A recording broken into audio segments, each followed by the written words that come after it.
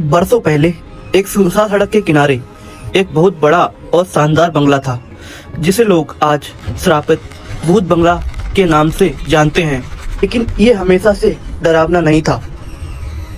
इस बंगले का मालिक था एक अमीर जमींदार जिसका नाम रामलाल था। उसके साथ उसकी पत्नी प्रिया और एक छोटी सी बेटी गुड़िया रहती थी।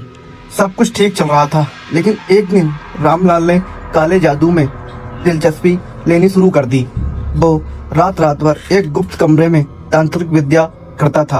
प्रिया को ये सब बिल्कुल ठीक नहीं लगा था। एक रात प्रिया ने उसे रोकने की कोशिश करी।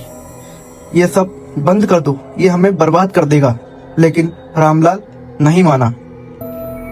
एक अमावस्या की रात रामलाल ने एक खतरनाक तांत्रिक क्रिया शुरू की।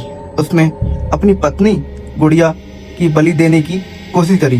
प्रिया ने उसे रोकने की कोशिश करी, लेकिन इतने में बहुत देर हो चुकी थी। अचानक जोरदार बिजली कड़की और पूरा बंगला आग की लपटों में घिर गया। पूरा परिवार जलकर मर गया, लेकिन उनकी आत्माएं वहीं फंस गईं। सालों बाद शहर से 4 दोस्त आरब, नेहा, साक्षी और कबीर एडवेंचर के लिए उस गांव में आए। गांव वालों ने उन्हें चेतावनी दी, उस बंगले के पास मत जाना, वहां मौत है। लेकिन उन्होंने इसे मजाक समझा। रात के 11 बजे वो तब कार में बैठकर बंगले की ओर निकल पड़े।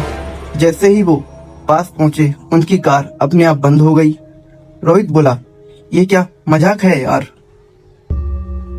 लेकिन किसी को समझ नहीं आया। बंगले का दरवाजा खुद ब खुद खुल गया। अंदर घुसते ही ठंडी हवा चली और दीवारों से किसी के रोने की आवाज आने लगी। तभी नेहा डर गई।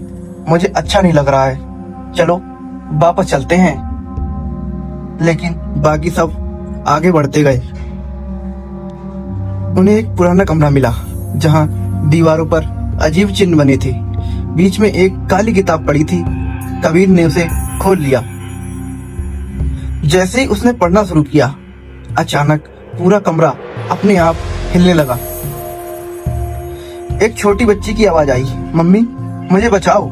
साक्षी कांपते हुए बोली, तुम लोगों ने सुना? फिर एक और आवाज आई, एक औरत की चीख। अचानक नेहा चीखी। उसके पीछे एक जलती हुई औरत खड़ी थी। वो प्रिया की आत्मा थी। उसने नेहा को पकड़ लिया और वो हवा में उड़ गई। बाकी चारों डर के मारे भागने लगे। लेकिन बंगले के दरवाजे गायब हो चुके थे। हर रास्ता बंद था और हर कमरे में कोई न कोई आत्मा उनका इंतजार कर रही थी। रोहित को किसी ने अंधेरे में खींच लिया और उसकी चीखें गूंज रही थी। फिर साक्षी, फिर कबीर। सिर्फ अब आरब बचा था। आरब को एक पुरानी डायरी मिली जिसमें लिखा था, जब तक इस श्रापित क्रिया को खत्म नहीं किया जाएगा, कोई भी यहाँ से जिंदा नहीं जाएगा। जैसे ही किताब चली, पूरा बंगला हिलने लगा, आत्माएं चीखने लगी और अचानक से सब कुछ शांत हो गया।